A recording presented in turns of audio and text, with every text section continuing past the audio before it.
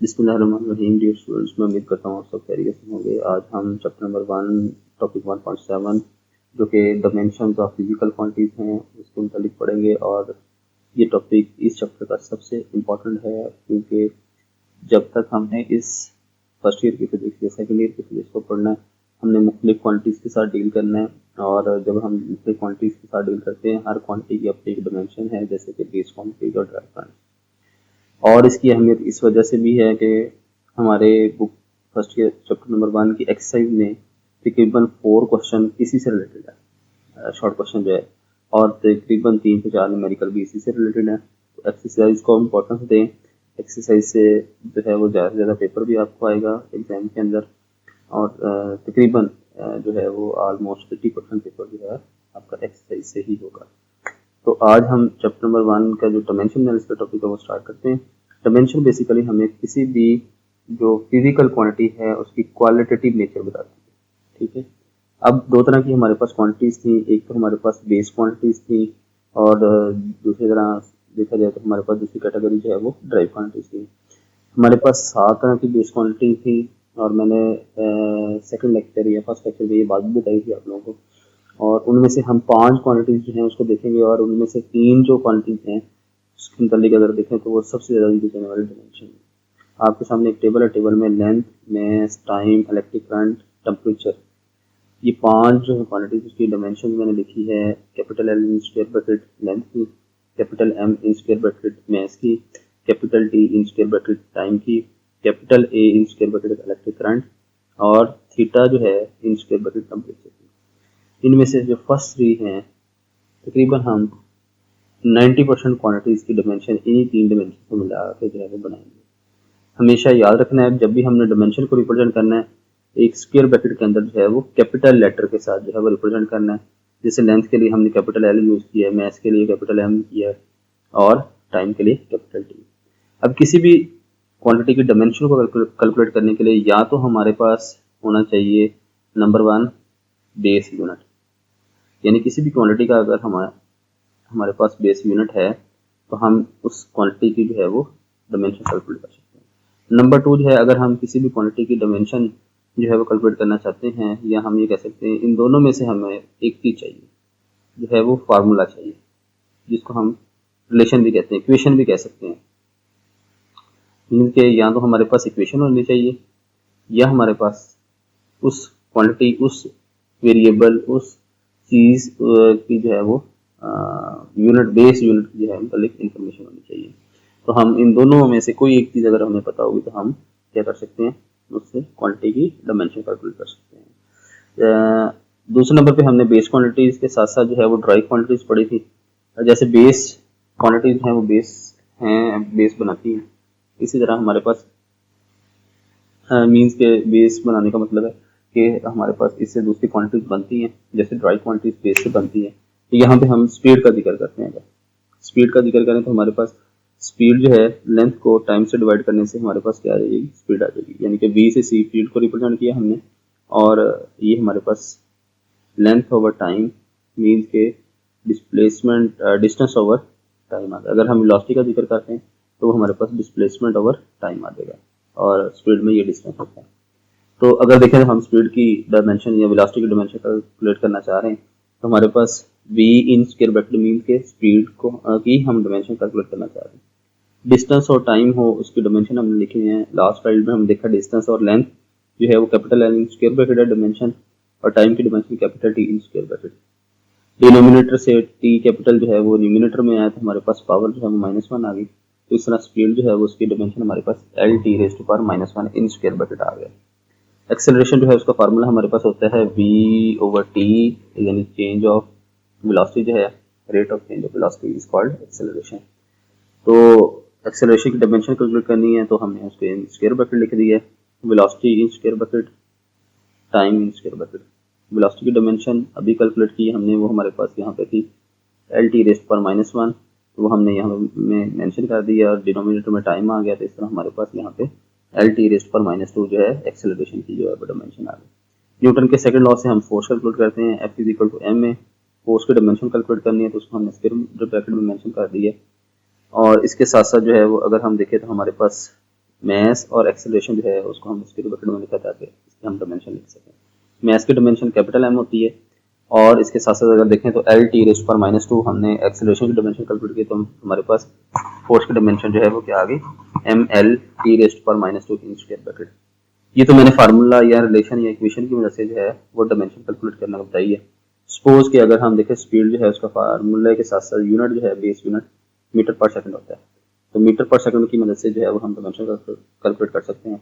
जैसे कि एम जो है वो मीटर है, मीटर लेंथ का यूनिट होता है तो उसकी डायमेंशन कैपिटल एल है। टाइम सेकंड के लिए यूज होता है और सेकंड टाइम के लिए यूनिट जो है वो हमारे पास यूज होता है। तो एस की जगह पर टी और उसकी पावर -1 है, इसको हम स्क्वायर ब्रैकेट में लिख देंगे तो ये हमारे पास स्पीड की डायमेंशन है। फार्मूले की मदद से कैलकुलेट करें या हम वैसे बेस यूनिट की मदद से कैलकुलेट करें, दोनों में हमारे पास रिजल्ट एक ही आना है। एक और जो है नीचे हमने फोर्स की डायमेंशन कैलकुलेट की है, उसको देखें तो हमारे पास फोर्स का यूनिट होता है न्यूटन। न्यूटन जो है वो अगर बेस यूनिट के टर्म में लिखें तो हमारे पास 1 न्यूटन जो है 1 किलोग्राम मीटर पर सेकंड स्क्वायर के बराबर होता है। इसका मतलब है अगर हमें यूनिट पता है और उसको हम बेस यूनिट के टर्म में चेंज कर लें तो भी हम डायमेंशन कैलकुलेट कर सकते हैं। किलोग्राम की डायमेंशन जो है वो कैपिटल एम, मीटर की dimension capital L, second time के लिए होता है तो टी रेस्ट पर -2 आ जाएगी और इन स्क्वायर ब्रैकेट। फार्मूले की मदद से हो या यूनिट की मदद से डायमेंशन जो है वो एक ही जैसी जो है वो हमारे पास आएगी। आगे हमारे पास डायमेंशन जो है उसके यूजेस हैं, जिसमें पहले नंबर पर अगर देखें तो प्रिंसिपल ऑफ होमोजेनिटी है नंबर 1। अब प्रिंसिपल ऑफ होमोजेनिटी हमारे पास क्या होती है, मीन कि हम इक्वेशन की करेक्टनेस जो है वो चेक करते हैं। करेक्टनेस का मतलब है इक्वेशन की लेफ्ट साइड की डायमेंशन जो है वो हमारे पास राइट साइड की डायमेंशन के बराबर होंगी तो हम ये कह सकते हैं कि इक्वेशन जो है वो करेक्ट है। तो नीचे मैंने मेंशन भी कर दिया, correctness of the equation can be checked by showing that dimension of the quantities on the both sides are exactly the same। both side का मतलब है लेफ्ट हैंड साइड और राइट हैंड साइड। हम बारी बारी क्या करते हैं कि लेफ्ट हैंड साइड जो है इक्वेशन की उसकी डायमेंशन कैलकुलेट करते हैं और राइट हैंड साइड जो है उनकी डायमेंशन को कैलकुलेट करते हैं। अगर दोनों साइड जो हैं उनकी डायमेंशन इक्वल आ जाती है इसका मतलब है प्रिंसिपल ऑफ होमोजेनिटी को फॉलो करता है और वो इक्वेशन जो है हम कह सकते हैं दुरुस्त है। अगर हमारे पास कोई कांस्टेंट इन्वॉल्व होता है एंड पे जाके हम लिमिटेशन देखेंगे, उसमें भी देखेंगे कि डायमेंशन की कुछ लिमिटेशन है, कुछ मैंने मेंशन भी यहाँ पे कर दिया। न्यूमेरिकल फैक्टर जो है जैसे 1/2 है, पाई है, हैव नो डायमेंशन। जब भी हम कोई भी इक्वेशन प्रिंसिपल ऑफ होमोजेनिटी के मुताबिक करेक्टनेस उसकी देख रहे होंगे तो हम कांस्टेंट को जो है इग्नोर कर देंगे। 1/2 हो, पाई हो, 3/2 हो, 2 हो, 1 हो, उसको नहीं हम कंसिडर करेंगे। जस्ट हमने क्या देखना है लेफ्ट साइड और राइट साइड पे जो है वो डायमेंशन जो है वो क्या है, इक्वल हैं या नहीं। जैसे कि हम इसकी एग्जांपल लें तो इक्वेशन ऑफ मोशन जो है वो आप लोगों ने 9th क्लास में पढ़ी थी, हमारे फर्स्ट ईयर के सिलेबस में भी है। तो second equation S is equal to V I T plus half A T square है। तो सिंप्लीफाई कर लें तो भी ठीक है, अगर हम सिंप्लीफाई नहीं भी करना चाहते तो भी ठीक है। लेफ्ट साइड पे देखें तो हमारे पास डिस्टेंस है तो हमने क्या किया है लेफ्ट हैंड साइड जो है उसकी डायमेंशन कैलकुलेट कर ली है और वो हमारे पास क्या आई है, क्योंकि डिस्टेंस है, डिस्टेंस और लेंथ की डायमेंशन सेम होती है। अब दूसरे नंबर पे जो है राइट साइड पे जो है सिंप्लीफाई फॉर्म में जो है वो हमारे पास हाफ ए टी स्क्वायर है, वैसे कैलकुलेट कर लिया। हम राइट हैंड साइड जो है वो कंसिडर करें तो हमारे पास जो है वो राइट हैंड साइड पे देखें तो बहुत सारे फैक्टर हैं, V I T plus 1/2 A T का स्क्वायर। अब चूंकि डायमेंशन कैलकुलेट करनी है मैंने दोनों टर्म्स को जो है वो लिख दिया इन स्क्वायर ब्रैकेट। तो वेलोसिटी की डायमेंशन लास्ट जो है वो स्लाइड में हमने स्पीड और वेलोसिटी का देखा, उसकी डायमेंशन जो है एल टी रेस्ट पर -1 है। इस वेलोसिटी इनिशियल वेलोसिटी या फाइनल वेलोसिटी की डायमेंशन लिखी रहनी है। फिर हमारे पास यहाँ पे है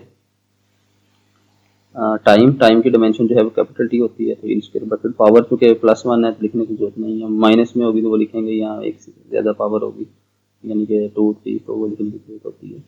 प्लस 1/2 जो है वो कॉमन ले लें, कॉमन से मिला देंगे ब्रैकेट से बाहर आ गया हमारे पास। एक्सेलरेशन जो है उसकी डायमेंशन जो है एल टी रेस्ट पर -2 और टी जो है टाइम है उसकी पावर जो है वो +2 है। तो इस तरह अगर हम देखें तो हमारे पास जो राइट हैंड साइड है उस पर पहले वाले टर्म जो है उसमें टी रेस्ट पर -1 और +1 आ गया और एल वैसे का वैसे इन स्क्वायर ब्रैकेट 1/2 वैसे का वैसे एल टी रेस्ट पर -2 + 2 और ब्रैकेट जो है वो मैंने क्लोज कर दिया। इस तरह हमारे पास जो है राइट हैंड साइड पे देखें तो एल टी रेस्ट पर 0 इन square bracket plus 1/2 L T rest पर -2 + 2 कैंसिल हो जाएंगे तो पावर फिर 0 आ जाएगी। किसी भी वेरिएबल जो है उसकी पावर अगर 0 होगी तो वो हमारे पास किसके बराबर होगा, 1 के बराबर होगा। जैसे x की पावर 0 मैंने लिखी है और ये 1 के बराबर। किसी भी कांस्टेंट की पावर जो है वो भी 0 होगी तो वो भी 1 के बराबर होगी जाएगी। 2 की पावर 0 लिखी है 1 के बराबर होगी। a की पावर 0 है तो वो भी हमारे पास 1 के बराबर है। इस तरह t रेस्ट पर 0, यहाँ पे भी t की पावर 0 है तो 1 के बराबर। तो अगर हम देखें तो हमारे पास फर्स्ट टर्म में कैपिटल L इन स्क्वायर ब्रैकेट 1/2 कैपिटल L इन स्क्वायर ब्रैकेट। यहाँ तक भी ठीक है। अगर हम इसका एलसीएम ले लें तो 2 L इन स्क्वायर ब्रैकेट प्लस L इन स्क्वायर ब्रैकेट, तो ये बन गया 3/2 L इन स्क्वायर ब्रैकेट। तो लेफ्ट हैंड साइड पे अगर देखें तो हमारे पास L इन स्क्वायर ब्रैकेट है, राइट साइड पे देखें तो भी हमारे पास जो है वो L इन स्क्वायर ब्रैकेट है। मैंने प्रीवियस जो है वो स्लाइड उसमें मेंशन किया है। कांस्टेंट के मतलब जो है वो डायमेंशन ऐसी कोई इन्फॉर्मेशन देता है तो उसको हम इग्नोर कर देंगे। हमने डायमेंशन देखनी है, कैपिटल L स्क्वायर ब्रैकेट है, कैपिटल L स्क्वायर ब्रैकेट है, तो इक्वेशन जो है वो डायमेंशनली जो है वो हमारे पास क्या है, करेक्ट है। तो ये तो हमारे पास जो है इसका पहला यूज आ गया। दूसरा जो यूज है डायमेंशन एनालिसिस का वो हमारे पास है ड्राइविंग अ पॉसिबल फार्मूला, यानी कि कोई भी इक्वेशन है उसको हम ड्राइव कर सकते हैं डायमेंशन की मदद से, डायमेंशन एनालिसिस की मदद से। और जैसे कि हमारी बुक के अंदर जो है एग्जाम्पल भी है, तो उसी एग्जाम्पल को करने से पहले हम ये देखेंगे कि इसका तरीकेकार क्या है, मैकेनिज्म क्या है। तो किसी भी फार्मूला को ड्राइव करने के लिए, जैसे कि यहाँ पे हमने सेंट्रीपिटल फोर्स जो है उसके फार्मूला को ड्राइव करने की कोशिश की जो कि एग्जाम्पल के अंदर भी है, तो हम क्या करेंगे, यहाँ पे उसको जो है वो कैलकुलेट करते हैं। तो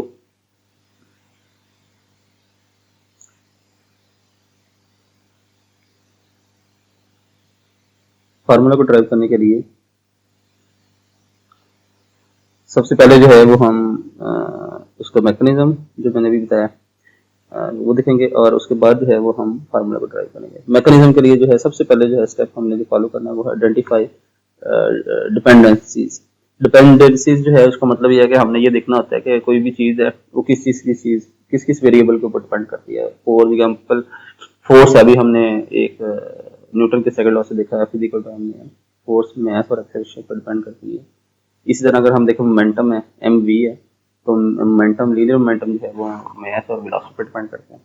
तो अगर हम पहले स्टेप को ये लेके चलें तो हम ये कहते हैं कि फर्स्ट स्टेप के अंदर हमने ये आइडेंटिफाई करना होता है कि हमारे पास जो है वो किस किस चीज़ के ऊपर जो है वो कोई भी क्वांटिटी जो है वो जिसको हमें ड्राइव करना है वो डिपेंड करती है। जैसे कि सेंट्रीपिटल फोर्स है मास पे डिपेंड करती है, स्पीड पे डिपेंड करती है और रेडियस पे डिपेंड करती है, जिसको हम कहते हैं FC which is equal to mv²/r।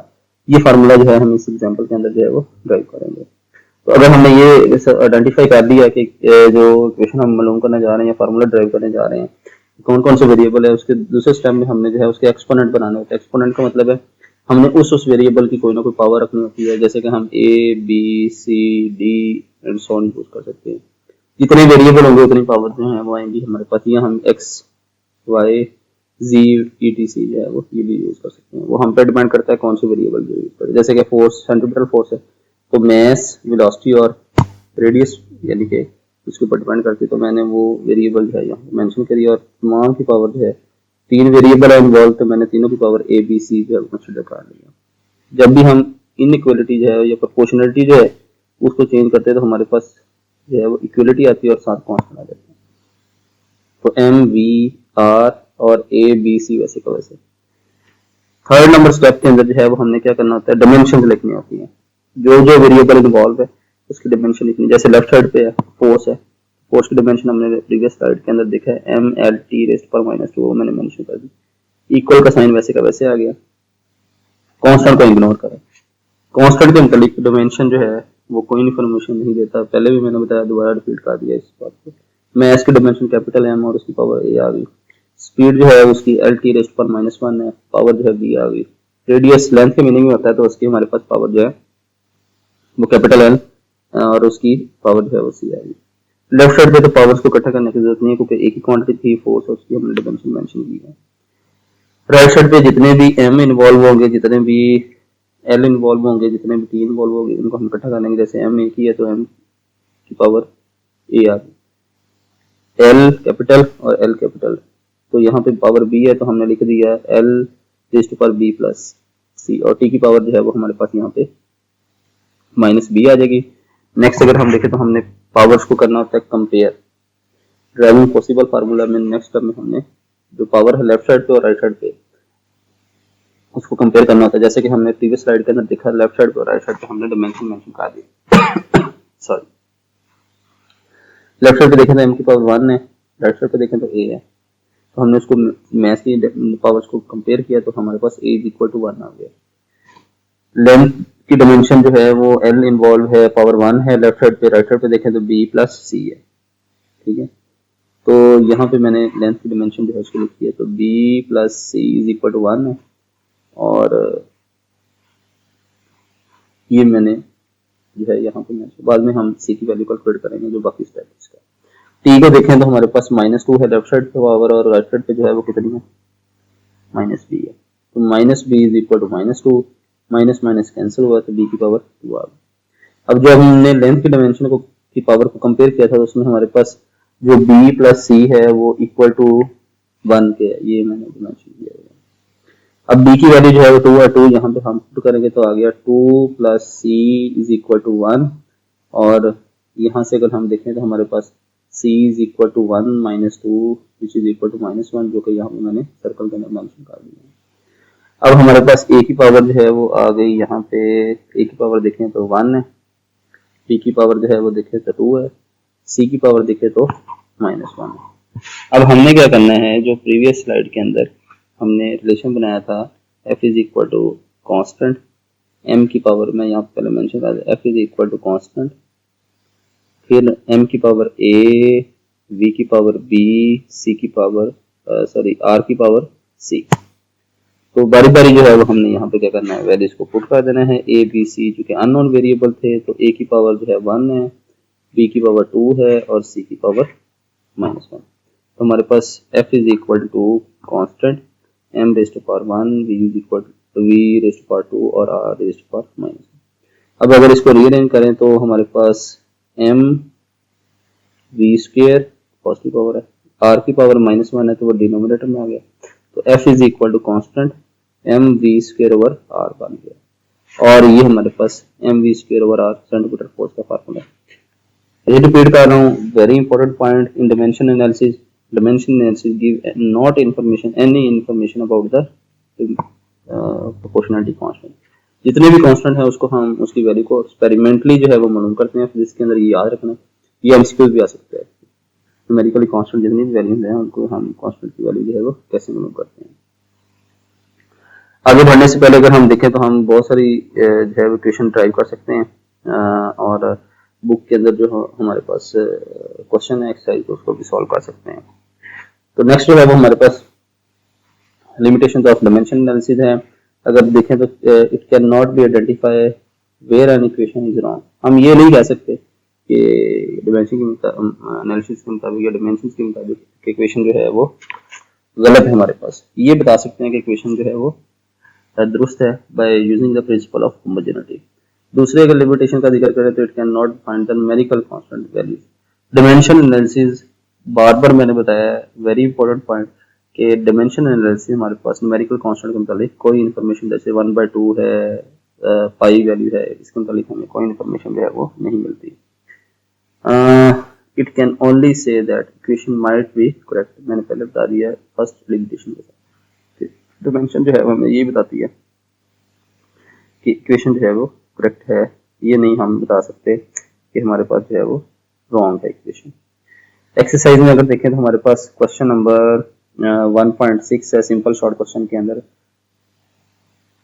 Dimension of kinetic energy जो है वो मालूम करनी है।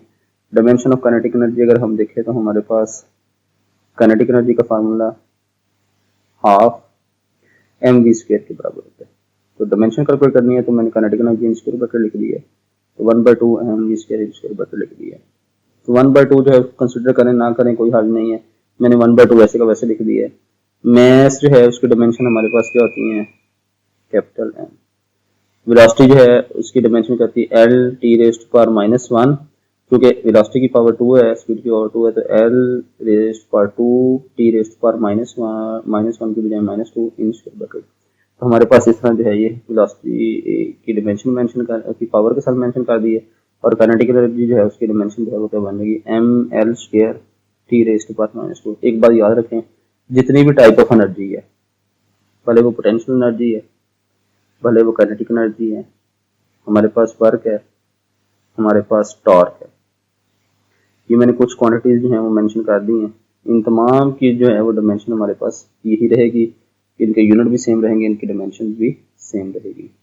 नेक्स्ट अगर हम देखें तो हमारी बुक के एक्सरसाइज में जो सिंपल शॉर्ट क्वेश्चन है, दो तरह के शॉर्ट क्वेश्चन है, एसक्यू है यानी सिंपल शॉर्ट क्वेश्चन जो है उसकी जिक्र कर रहा हूँ, और कंस्ट्रक्टिव रिस्पॉन्स CRQ जो है उसका जिक्र कर रहे हैं। तो सिंपल में सबसे पहले हम देख रहे हैं क्वेश्चन नंबर जो हमारे पास 1.8 है, उसमें उसने दो पार्ट जो है वो बनाए हुए हैं। नंबर 1 जो है उसमें उसने कहा प्लैंक कांस्टेंट जो है h, उसकी डायमेंशन जो है वो बतानी है। अगर हम सबसे पहले इसको सॉल्व करें तो हमारे पास जो है वो एनर्जी का रिलेशन होता है E=hf। तो यहाँ से अगर हम h की वैल्यू कैलकुलेट करें तो h आ गया E/f। तो इसकी हमने डायमेंशन कैलकुलेट करनी है, तो h इन स्क्वायर ब्रैकेट E इन स्क्वायर ब्रैकेट और f इन स्क्वायर ब्रैकेट। अगर एनर्जी जो है अभी मैंने जिक्र किया कि एनर्जी जो जिस मर्जी टाइप की हो तो हमारे पास डायमेंशन जो है M L square T rest power -2 ही रहनी है, और फ्रीक्वेंसी है अगर देखें तो इसकी डायमेंशन हमारे पास टी रेस्ट पावर -1 है, और इन स्क्वायर ब्रैकेट आ गया। इस तरह हमारे पास इसको सॉल्व करने से डायमेंशन जो है वो M L square T rest power -1 in square bracket आ जाएगा। ये हमारे पास प्लैंक कांस्टेंट उसकी डायमेंशन आएगी। सेकंड पार्ट के अंदर जो है वो हमारे पास एंगुलर वेलोसिटी उसकी डायमेंशन का जिक्र करता है कि वो कैलकुलेट करें। तो एंगुलर वेलोसिटी जो है उसका फार्मूला अगर देखें तो वो हमारे पास होता है θ/t, rate of change of angular displacement. तो एंगुलर डिस्प्लेसमेंट जो है उसकी कोई डायमेंशन नहीं होती, तो उसके लिए हम 1 यूज कर सकते हैं। टाइम कैपिटल T है इन स्क्वायर ब्रैकेट। तो इस तरह हमारे पास एंगुलर वेलोसिटी ओमेगा जो है उसकी डायमेंशन बनेगी T⁻⁻1 इन स्क्वायर ब्रैकेट। तो यहाँ तक हमारे पास सिंपल शॉर्ट क्वेश्चन जो है वो मुकम्मल हो गए। अगर CRQ क्वेश्चन को देखें यानी कि कंस्ट्रक्टिव रिस्पॉन्स क्वेश्चन जो है उनका जिक्र करें, तो हमारे पास CRQ जो है उसमें question number I think 1.4 exact 1.4, उसमें वो कहता है कि अगर हम देखें तो P which is equal to Q plus R है, और इसमें अगर Q की डायमेंशन को देखें और R की डायमेंशन को देखें, दोनों की डायमेंशन सेम है और डायमेंशन भी दी हुई है MLT, और फिर उसमें वो कहता है कि हमारे पास P की डायमेंशन क्या होंगी, इस P की डायमेंशन। तो प्रिंसिपल ऑफ होमोजेनिटी हमें एक चीज ये बताती है, करेक्टनेस ऑफ इक्वेशन, और उसके साथ साथ हमें ये बताती है कि हमारे पास जो लेफ्ट साइड पे क्वांटिटी है उसी की डायमेंशन जो है राइट साइड पे जो सम वाली दो क्वांटिटीज उनकी डायमेंशन जो है उसके बराबर होगी। इसका मतलब है अगर हमारे पास R और Q की डायमेंशन MLT है, तो इसका मतलब है कि हमारे पास इसमें R और Q सेम है डायमेंशन, तो P की डायमेंशन भी वही होंगी। तो P जो है उसकी डायमेंशन जो दोनों क्वांटिटीज की डायमेंशन है Q और R की, MLT वही डायमेंशन P की रहेगी। अच्छा जी, इसके अलावा इसके अंदर जो है उसने सेकंड पार्ट में पूछा है कि P का यूनिट क्या बनेगा। फिर अब ये कोई क्वांटिटी तो है नहीं बनती, लेकिन अगर देखें तो यहाँ पे हमारे पास कैपिटल M किलोग्राम मैस के लिए होगा, कैपिटल L इसका यूनिट मीटर के लेंथ के यूनिट में कंसीडर होगा, और टाइम जो है वो इसका सेकंड है। तो हमारे पास जो है P का यूनिट किलोग्राम मीटर सेकंड जो है वो बन जाएगा। थर्ड जो इसका हिस्सा है इसी क्वेश्चन को, उसमें उसने ये कहा है कि हमारे पास डायमेंशन ऑफ Q जो है अगर डिफरेंट हो जाए R से, यानी कि अगर पहले तो उसने कहा इक्वल है, अगर वो अब कहता है कि दोनों के डायमेंशन इक्वल हो जाए, तो क्या हम फिर P की डायमेंशन जो है वो कैलकुलेट कर सकते हैं? तो आंसर होगा नो। अगर हमें हमारे पास दोनों की डायमेंशन मुख्तलिफ है, क्यू और पी की, तो हम क्यू और आर की डायमेंशन मुख्तलिफ है, तो पी की डायमेंशन जो है वो कैलकुलेटर नहीं कर सकते। तो ये हमारे पास यहाँ पर जो है वो शॉर्ट क्वेश्चन जो है वो मुकम्मल हो चुके हैं, और मैं उम्मीद करता हूँ आपको इस लेक्चर के मुतालिक जो है बहुत सारी इन्फॉर्मेशन जो है मिली है। लेकिन अगर आपका इसके मुतालिक क्वेश्चन है, आप कमेंट सेक्शन में पूछ सकते हैं, हम कोशिश करेंगे एज सुन एज पॉसिबल जो है वो आपको इसका आंसर दें। बहुत शुक्रिया। लेक्चर को बार बार सुने, बार बार समझें, हर स्लाइड को रोक के अच्छे से बात को सुने, समझें और किताब को पढ़ें, और हम कमेंट में पूछ सकते हैं। आप अगेन मैं कहता हूँ कि जो भी बात हो, जो बात समझ ना आए, आप कमेंट सेक्शन में पूछें, हम एज सुन एज पॉसिबल आपको इसको आंसर देंगे। ओके, अल्लाह हाफिज़, बहुत शुक्रिया।